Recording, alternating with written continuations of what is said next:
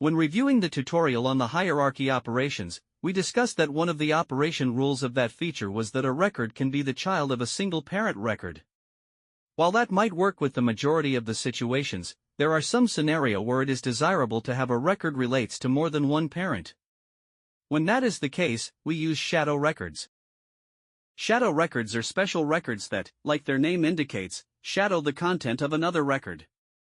A practical example will explain the concept better. Let's consider the example timeline shown on the screen. The timeline has three parent records, one for events associated with U.S. history, one for those associated with the Soviet Union history, and finally one for Cuba's history events. Let's assume now that we want to timeline the Cuban Missile Crisis.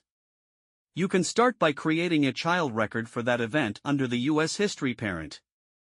At the same time, you might want to have that record also appears as part of the Soviet Union and Cuba history hierarchies.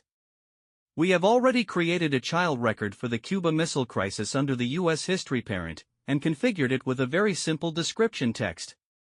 Now we want to show that record under both the Soviet Union and Cuba history parent.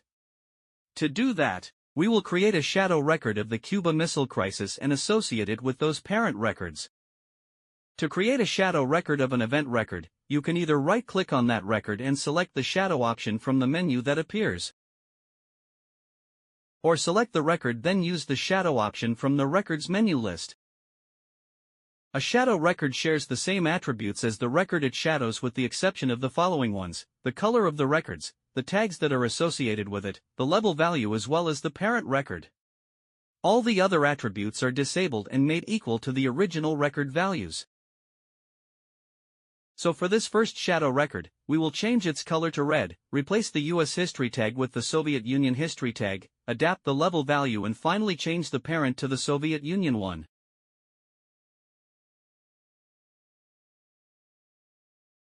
You can see now that the original record has a two heads icon next to its title. It is the icon used to indicate that this record has shadow records.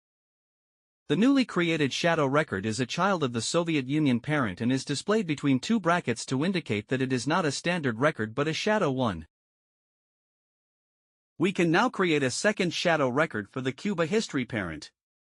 So for this second shadow record, we will change its color to blue, replace the US history tag with the Cuba history tag, adapt the level value and finally change the parent to the Cuba one.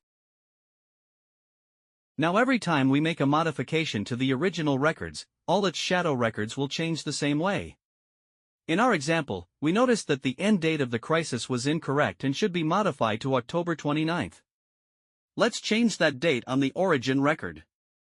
Notice that all the shadow records had their date updated as well. The describing text is the same between all three records.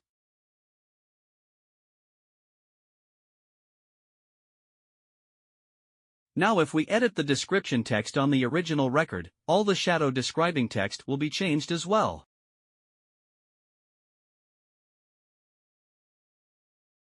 To conclude this tutorial, let's review a small set of rules associated with shadow records. You can only shadow event records. Notes and heading records cannot be shadowed. Shadow records cannot be configured as parent records. In a large timelines where the shadowed and shadow records might not be visible at the same time, you can right-click on a shadow record and ask the app to highlight the original record. If you delete the original records, all its shadows will be deleted as well.